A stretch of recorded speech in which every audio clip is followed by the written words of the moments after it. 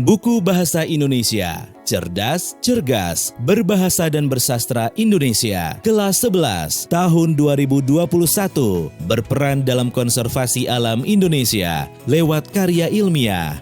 Subbab A, mengenal karya ilmiah tentang konservasi alam, bagian 1.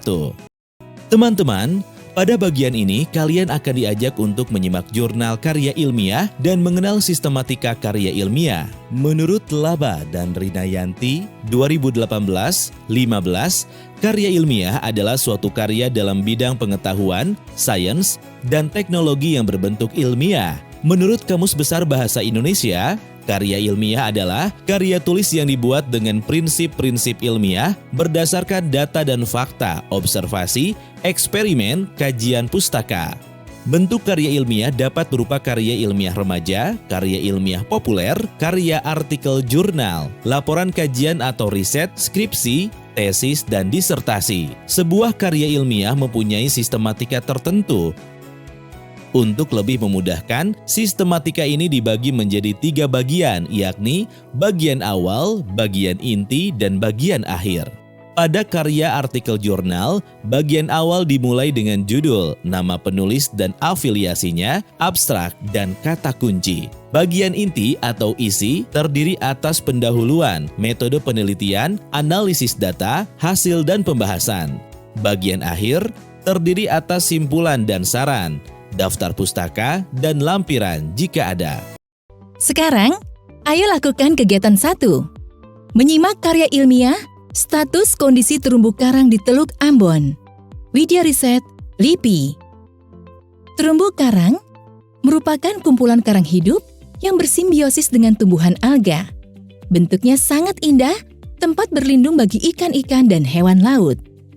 Dalam Laba dan Rinayanti, tahun 2018, 215, Jones tahun 1960 memberikan ketentuan ilmiah, antara lain dengan sifat fakta yang disajikan dan metode penulisannya. Fakta diperoleh dari hasil pengamatan atau eksperimen atau kajian pustaka, bukan berdasarkan fiksi. Teman-teman, sekarang buatlah kelompok bersama 4 hingga 5 teman kalian.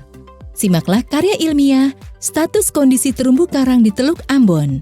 Kemudian, diskusikan pertanyaan-pertanyaannya ya. Simak dengan baik ya. Status kondisi terumbu karang di Teluk Ambon, Terry Indrabudi dan Robert Alik.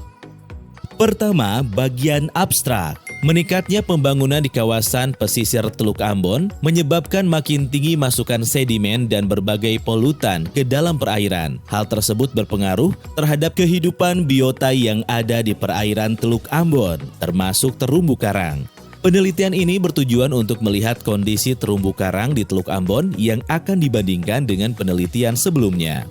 Metode yang digunakan adalah Line Intercept Transect (LIT) di 8 stasiun pengamatan, 2 stasiun di teluk bagian dalam dan 6 stasiun di teluk bagian luar. Hasil penelitian menunjukkan telah terjadi penurunan tutupan karang di wilayah yang aktivitas pembangunan dan antropogeniknya tinggi, seperti di Stasiun HTV Besar, Oka, Kota Jawa, Halong, dan Hunut. Untuk wilayah yang aktivitas pembangunan dan antropogeniknya rendah, kondisi tutupan karang hidup meningkat seperti yang terjadi di Stasiun Liliboy, Eri, dan Batu Cape. Kondisi terumbu karang yang termasuk dalam kategori sangat baik terdapat di Stasiun Eri, kategori baik terdapat di Stasiun Liliboy, kategori sedang terdapat di Stasiun Kota Jawa dan Stasiun Batu Cape, sedangkan kategori buruk terdapat di Stasiun HTV Besar, Oka, Halong, dan Hunut. Bentuk hidup karang di setiap stasiun didominasi oleh kelompok karang non-acropora berupa koral masif dan submasif dari Margaporites, Favites, Platygira, Millepora, Simpilia, Lobopilia, Stipora, dan Pavona. Kata kunci: status kondisi terumbu karang, Line Intercept Transect (LIT), Teluk Ambon. Bagian kedua, pendahuluan. Indonesia sebagai negara kepulauan sangat kaya dengan keanekaragaman hayati pesisir dan laut. Terumbu karang merupakan salah satu ekosistem pesisir yang mempunyai peran ekologis untuk melindungi pantai dari hempasan gelombang dan arus. Terumbu karang juga merupakan habitat berbagai jenis hewan laut seperti ikan, moluska, dan krustasea, yang menjadikan daerah terumbu karang sebagai tempat untuk berlindung, mencari makan, tempat berkembang biak, dan berpijah. Terumbu karang mempunyai nilai yang penting sebagai pendukung dan penyedia bagi perikanan pantai, termasuk di dalamnya sebagai penyedia lahan dan tempat budidaya berbagai hasil laut. Terumbu karang juga dapat berfungsi sebagai daerah rekreasi, baik rekreasi pantai maupun bawah laut. Suharsono, 2008. Terumbu karang dapat dimanfaatkan sebagai sarana penelitian dan pendidikan, serta sebagai tempat perlindungan biota-biota langka. Suharsono, 2008. Selanjutnya, Bertels dan kawan-kawan, 2008, menjelaskan bahwa terumbu karang tidak hanya memiliki keanekaragaman jenis saja, tetapi juga memiliki dampak sosial ekonomi bagi masyarakat pesisir. Terumbu karang diklasifikasikan menjadi 4 tipe. Terumbu karang tepi atau fringing reefs, terumbu karang datar atau patch reefs, terumbu karang penghalang atau barrier reefs, dan terumbu karang cincin atau atolls. Spesies karang di Indonesia didominasi dari spesies Acropora spp, Montipora spp, dan Poraites spp. Jumlah spesies karang yang ditemukan di Indonesia sekitar 590 dari 82 genera, Veron 2001. Kendati demikian, terumbu karang di Indonesia saat ini mengalami banyak tekanan, baik tekanan dari alam maupun dari manusia. Berdasarkan hasil monitoring dari tahun 1993 sampai 2012, hanya 5,3% terumbu karang Indonesia dikategorikan sangat baik, 27,2% dalam kondisi baik, 37,3% sedang, dan 30,5% dikategorikan buruk. Susanto, Suraji, dan Tokesi 2015. Kerusakan terumbu karang juga terjadi di kawasan timur Indonesia, termasuk perairan. Pesisir Teluk Ambon. Teluk Ambon merupakan kawasan yang mempunyai tekanan antropogenik tinggi dan sangat berpengaruh terhadap ekosistem terumbu karang. Teluk Ambon secara geografis berada di wilayah Pulau Ambon, memiliki keanekaragaman hayati yang beragam, termasuk ekosistem terumbu karang. Secara administratif, Teluk Ambon berada di 2 wilayah administratif, yaitu Kota Ambon dan Kabupaten Maluku Tengah. Secara geomorfologi, terbagi menjadi 2 bagian, yaitu Teluk Ambon Dalam atau TAD yang bersifat lebih tertutup, dan Teluk Ambon Luar atau TAL yang bersifat terbuka, karena berhadapan langsung dengan Laut Banda. Kedua bagian teluk ini dipisahkan oleh satu ambang yang sempit dan dangkal, yang dikenal sebagai Ambang Poka Galala. Basit, Putri, and Tatipata, 2012. Pusat Penelitian Laut Dalam, LIPI, sudah sejak lama melakukan monitoring terhadap Teluk Ambon. Salah satu ekosistem yang secara konsisten dipantau adalah terumbu karang. Tujuan dari dilakukannya penelitian adalah untuk melihat kondisi terumbu karang di Teluk Ambon. Bagian ketiga metode penelitian. Penelitian dilakukan pada April 2015 di sekitar Teluk Ambon. Pengamatan terumbu karang dilakukan di 8 stasiun yang tersebar di 8 desa negeri. Sebanyak 5 titik pengamatan berada di TAL, yaitu Stasiun Liliboy, Stasiun Hatife Besar, Stasiun Eri, Stasiun Batu Cape, dan Stasiun Kota Jawa, dan 3 titik berada di TAD, yaitu Stasiun Poka, Stasiun Halong, dan Stasiun Hunut. Tabel 1. Data keragaman taksa karang batu dan tutupan karang hidup akan dibandingkan dengan data hasil penelitian tahun 2012 yang belum dipublikasikan. Pengambilan data menggunakan metode Line Intercept Transect (LIT) berdasarkan LIPI Core Map CRITC 2006 dengan panjang transect 10 meter dilakukan 3 kali pengulangan untuk setiap lokasi. Transect dilakukan dengan menarik roll meter sepanjang 70 meter, diletakkan sejajar garis pantai pada kedalaman 5-7 meter. Transect pertama dimulai dari titik 0 sampai titik 10 meter, kemudian diberi interval jarak 20 meter.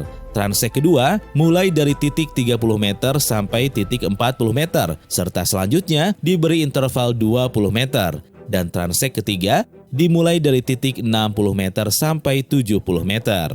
Metode LIT digunakan untuk menggambarkan struktur komunitas karang dengan melihat tutupan karang hidup, karang mati, bentuk substrat, pasir dan atau lumpur, alga, dan keberadaan biota bentik lainnya. Spesifikasi karang yang dijumpai dicatat dengan bentuk pertumbuhan, life form, dan pengukuran dilakukan dengan tingkat ketelitian mendekati sentimeter. Lokasi pengamatan terumbu karang berada di Teluk Ambon dengan 8 tempat yang berbeda, yaitu 1. Stasiun Liliboy, 2. Stasiun Hartive Besar, 3. Stasiun Eri, 4. Stasiun Batu Cepu, 5. Stasiun Poka, 6. Stasiun Kota Jawa, 7. Stasiun Halong, 8. Stasiun Hunut. Pada laporan ilmiah, lokasi 8 stasiun pengamatan terumbu karang ini dipetakan pada gambar 6.3. Nah teman-teman, untuk bagian analisis data akan disampaikan pada buku audio selanjutnya. Sampai jumpa. Selanjutnya, bagian hasil dan pembahasan. Distribusi jenis karang. Pertumbuhan karang di Teluk Ambon luar atau TAL pada umumnya terkonsentrasi di daerah rataan terumbu. Terumbu karang TAL merupakan terumbu karang tepi atau fringing reef yang terdiri atas rataan terumbu, lereng terumbu, dan lereng terumbu dasar Sutarna 1987A. Rataan terumbu pada masing-masing stasiun penelitian berbeda luasnya. Jarak dari garis pantai sampai tubir, rataan terumbu, stasiun Liliboy, Hartive Besar, Eri, dan Kota Jawa memiliki area yang cukup luas. Rataan terumbu di stasiun Batu Capo memiliki area yang sempit. Pertumbuhan karang di TAT dijumpai mulai dari batas antara daerah rataan terumbu dan tubir, atau reef margin, yang daerahnya sangat sempit, Sutarna 1987B. Daerah pertumbuhan karang berada pada kedalaman 2 hingga 7 meter. Namun demikian, di beberapa stasiun pertumbuhan karang dapat dijumpai hingga kedalaman 15 hingga 30 meter, seperti di stasiun Liliboy, Hartive Besar, Eri, dan Batu Capo yang berada di TAL. Pertumbuhan karang di Teluk Ambon pada umumnya didominasi oleh karang masif dan submasif. Karang bercabang dijumpai di stasiun Batu Capo, Eri, dan Liliboy. Pada umumnya, karang bercabang dijumpai dekat daerah lereng terumbu dengan percabangan pendek dan merayap. Hal tersebut dikarenakan di ketiga daerah penelitian memiliki arus yang cukup kuat, karena daerah tersebut berada dekat dengan Laut Banda. Arus yang berkembang di perairan Teluk Ambon disebabkan oleh pertukaran massa air di Teluk Ambon dan Laut Banda, yang berasal dari Laut Banda. Hamzah N. Weno, 1987. Berdasarkan English 1994, jenis karang yang dominan di suatu habitat tergantung lingkungan di mana karang tersebut hidup. Pada daerah rataan-rataan terumbu, biasanya didominasi oleh karang-karang kecil yang pada umumnya berbentuk masif dan submasif. Lereng terumbu biasanya ditumbuhi oleh karang bercabang. Substrat tempat tumbuh karang di TAL berupa pasir dan patahan karang. Substrat dasar di TAT berupa pasir berlumpur dan karang mati. Teman-teman, yuk kita lanjutkan kembali bagian hasil dan pembahasan selanjutnya.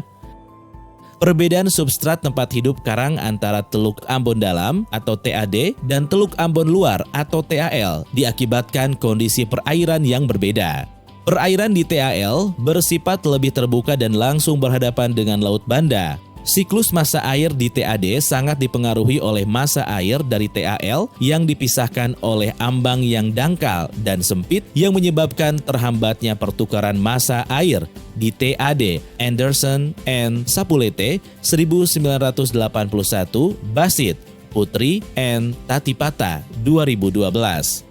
Hal ini menyebabkan perairan di TAD lebih terlindungi dari ombak dan gelombang. Substrat dasar di TAD berupa pasir berlumpur juga disebabkan oleh lumpur yang dibawa oleh sungai yang bermuara ke perairan tersebut. Tarigan and Edward 2000 menyatakan terdapat 6 sungai yang bermuara ke TAD, diantaranya Wai Tala, Wai Heru, Wai Nania, Wai Tonahitu, Wai Rekan, dan Wai Lanit. Hasil penelitian menunjukkan seluruh stasiun didominasi oleh komunitas karang masif Massive Corals. Stasiun Lilyboy didominasi jenis Porites lutea dan Phavites abdita. Stasiun HTV besar didominasi oleh jenis Porites lutea. Stasiun Eri didominasi oleh Phavites abdita, Phavites flexuosa, Platygira daedalea, dan Platygira sinensis. Stasiun Batu Cape didominasi oleh Phavites abdita, Phavites flexuosa, Phavites complanata, Platygira pini, Platygira daedalea. Stasiun Poka didominasi oleh Porites lutea dan Porites lobata. Stasiun Kota Jawa didominasi oleh Porites lutea. Stasiun Halong didominasi oleh Porites lutea dan Porites lobata, dan Stasiun Hunut didominasi oleh Porites lobata. Teman-teman, masih semangat ya menyimak pembahasan ini? Masih di bagian hasil dan pembahasan ya. Yuk kita lanjutkan. Dominasi jenis di 6 lokasi berasal dari marga Porites, di mana jenis karang tersebut toleran terhadap kondisi substrat pasir berlumpur. Perairan yang terlindung dan relatif tenang, dan marga Porites mampu membersihkan diri dari tutupan partikel-partikel lumpur yang jatuh pada permukaan koloni karang. Mohl 1983. Selanjutnya, Jones and Anden 1973 menyatakan karang batu dari marga Porites biasanya mendominasi perairan yang mempunyai pergerakan airnya cukup tenang.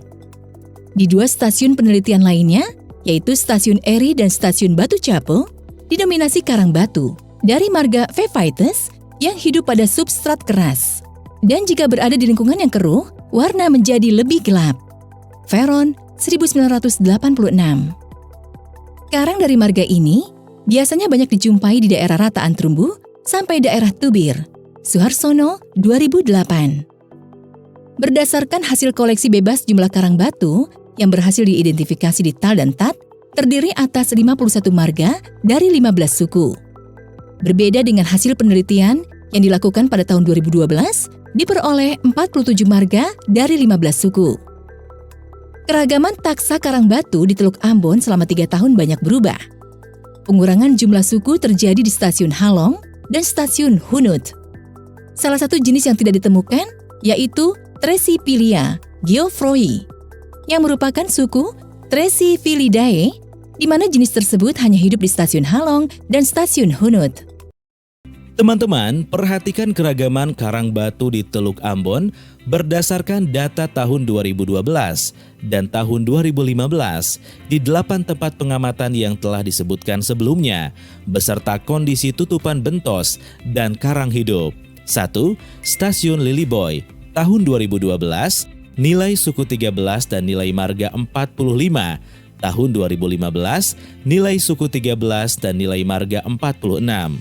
Kondisi tutupan bentos dan karang hidup di Stasiun Lilyboy terdiri atas karang hidup dari jenis non-acropora didominasi oleh Massive Coral (CM) 23,5%, Encrusting Coral (CE) 19,4%, Submassive Coral (CS) 10,5%, Foliose Corals (CF) 0,8%, dan Mushroom Coral (CMR) 0,7%. Komponen tutupan bentos lainnya terdiri atas Dead Coral with Alga (DCA) 23,5%, Macro Alga MA 2,5%, Soft Coral SC 9,3%, dan Others OT 1%. Komponen abiotik yang presentasinya paling tinggi secara berurutan yaitu Sand S 4% dan Trouble R 0,7%.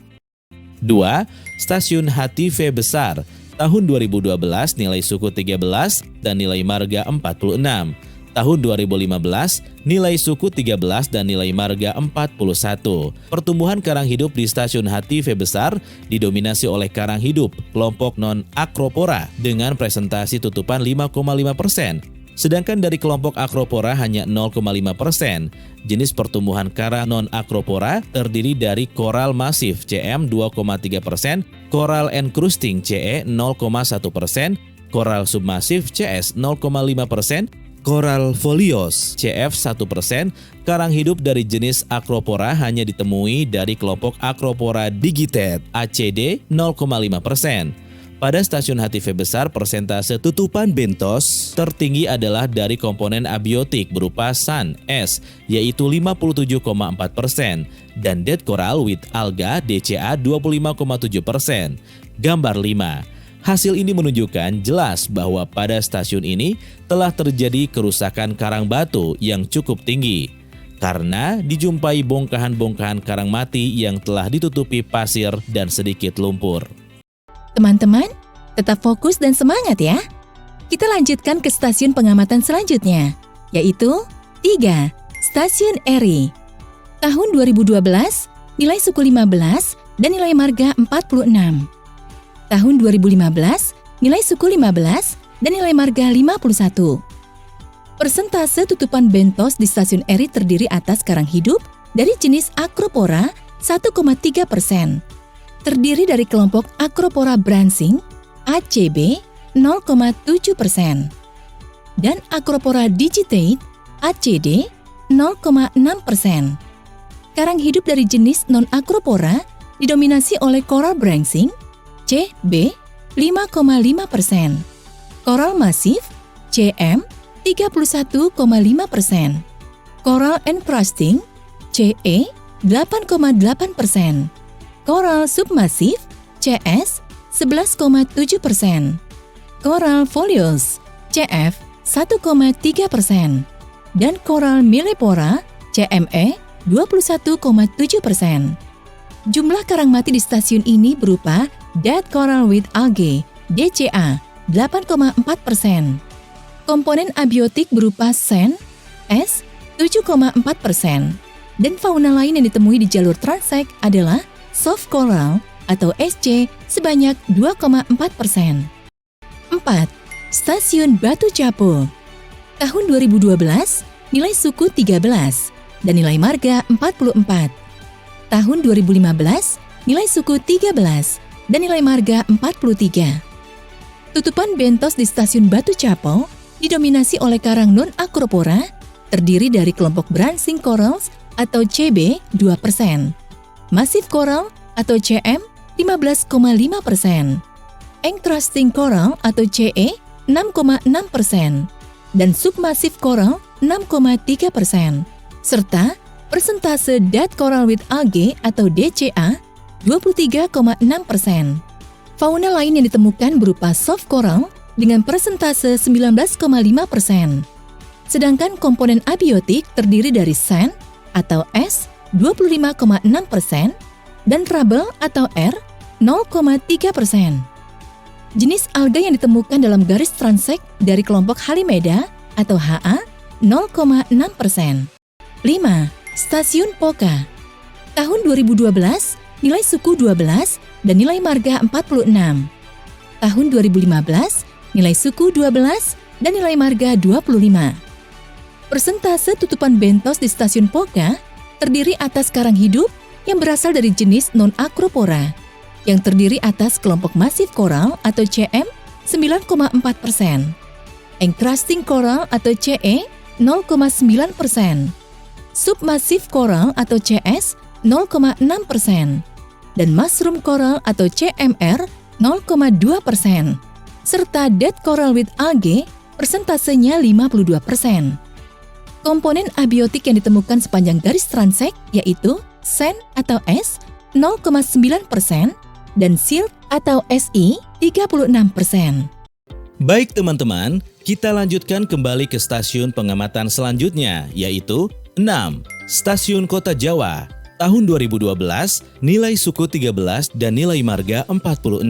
Tahun 2015, nilai suku 13 dan nilai marga 44. Tutupan bentos Kota Jawa terdiri dari karang non-Acropora dari kelompok massive coral CM 25%, encrusting coral CE 4,8%, submassive coral CS 17%, folios corals CF 4%, millepora coral CME 0,8%. Persentase tutupan dead coral with alga 32,8%, komponen abiotik terdiri atas sand S 7%, rubble R 7,2%, dan Silt SI 1,7%. Fauna lain yang terdapat dalam garis transek yaitu soft coral SC 2,1% dan spong SP 0,4%.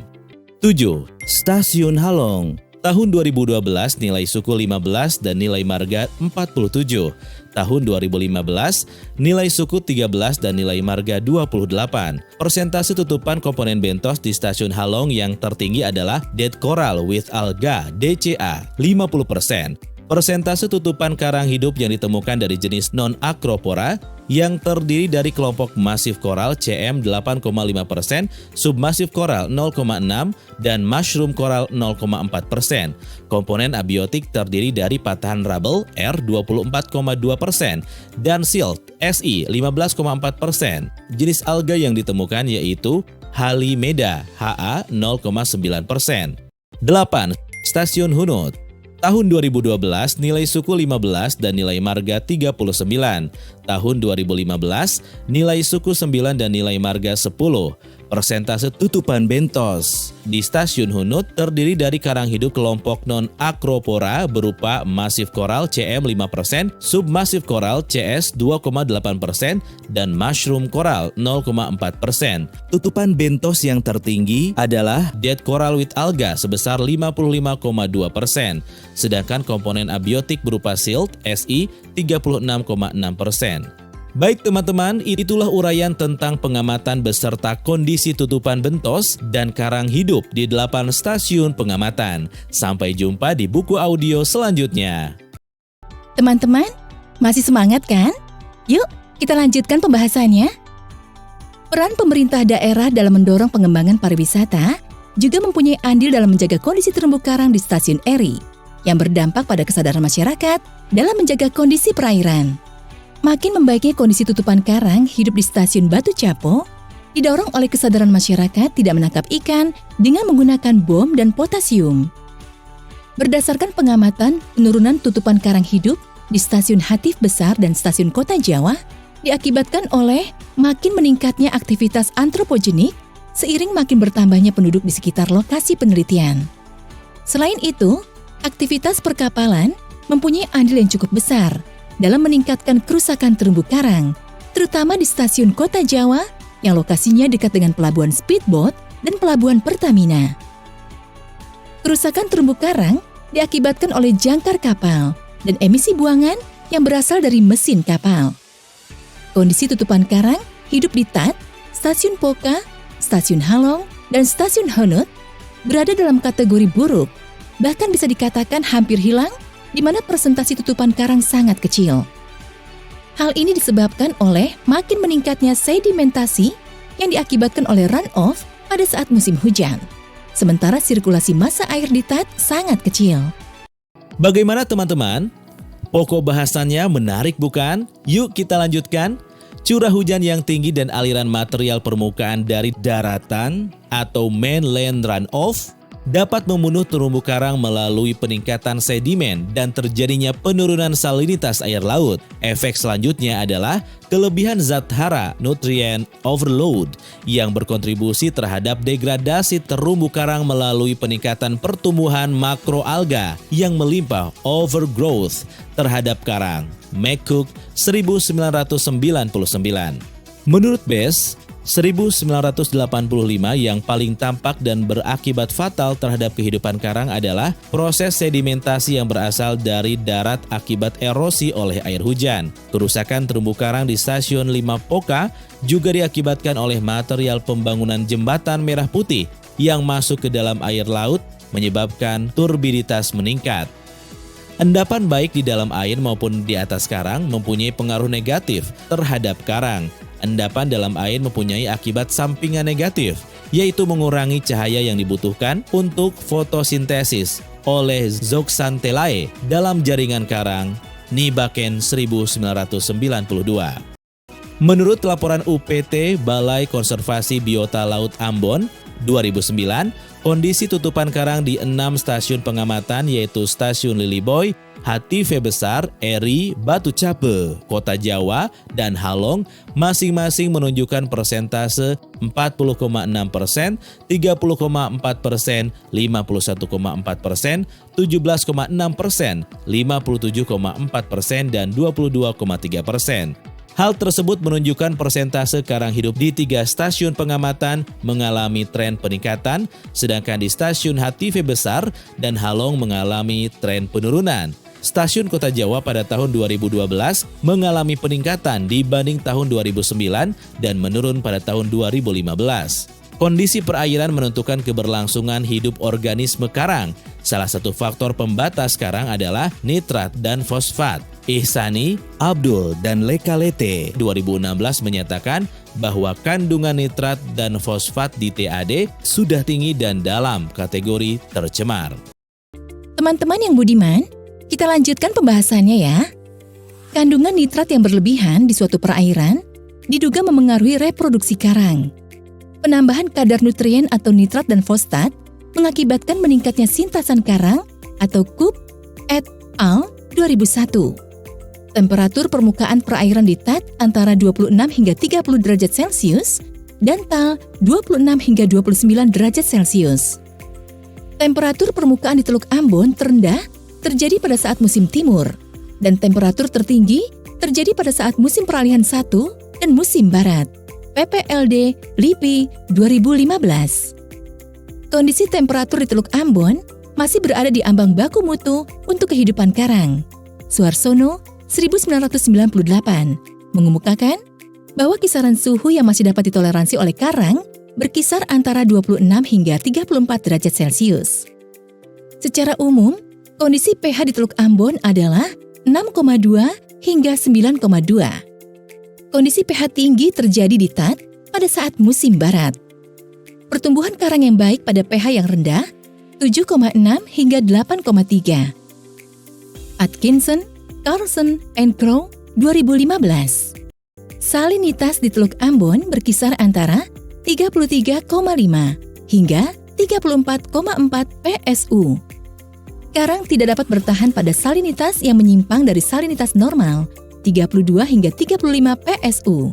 Supri Haryono 2007. Secara statistik, kondisi tutupan karang hidup tahun 2012 dan 2015 tidak ada perbedaan yang signifikan.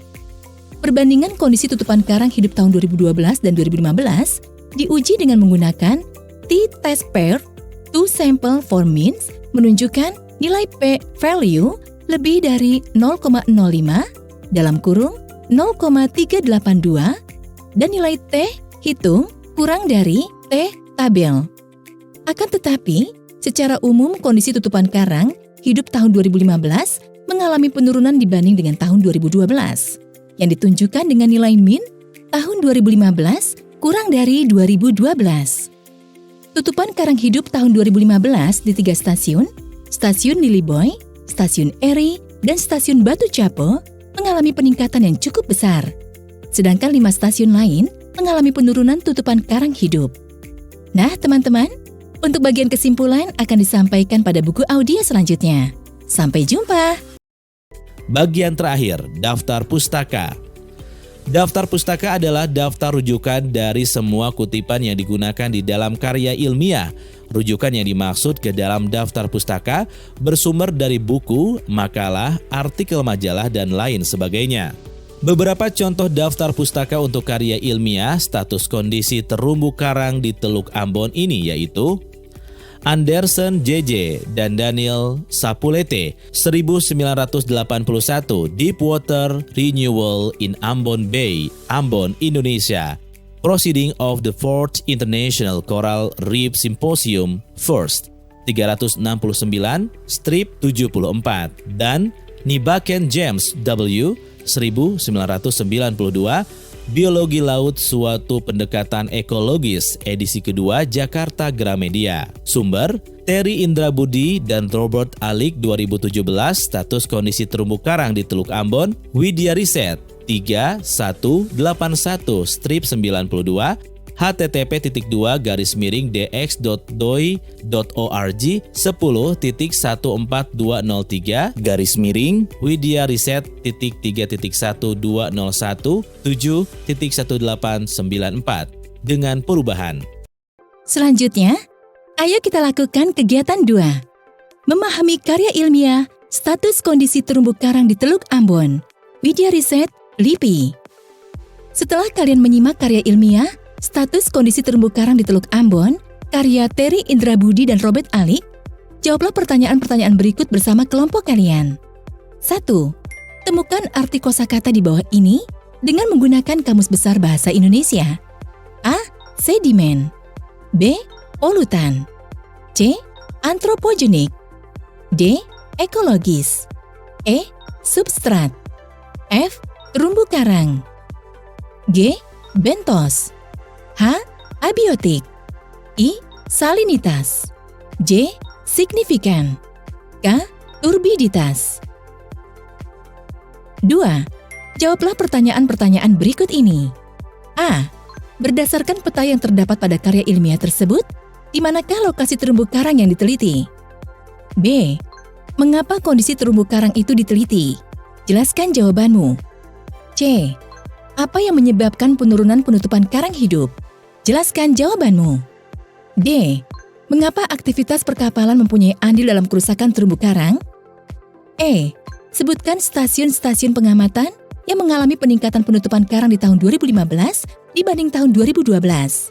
Jelaskan kegiatan-kegiatan yang dapat menunjang hal itu berdasarkan karya ilmiah di atas. F. Sebutkan perbedaan pada kedua fakta tentang kondisi tutupan bentos dan karang hidup dari stasiun Liliboy dan stasiun Hatif. G. Sebutkan persamaan pada kedua fakta tentang kondisi tutupan bentos dan karang hidup dari stasiun Eri dan stasiun Batu Capo. H. Sebutkan contoh pernyataan yang berupa fakta dari karya ilmiah di atas. Jelaskan pendapatmu. I. Sebutkan contoh pernyataan yang berupa opini dari karya ilmiah di atas. Jelaskan pendapatmu. J. Apakah hubungan antara sedimentasi akibat erosi air hujan dengan keberlangsungan terumbu karang? K. Bagaimana pendapatmu mengenai usaha pemerintah untuk mengajak masyarakat turut andil dalam pariwisata di daerah Teluk Ambon? 3. Berdasarkan karya ilmiah, status kondisi terumbu karang di Teluk Ambon, bagaimana menurut pengamatan kalian tentang muatan dalam bagian-bagian karya ilmiah menurut sistematika karya ilmiah? A. Bagian awal. B. Bagian inti. C. Bagian akhir.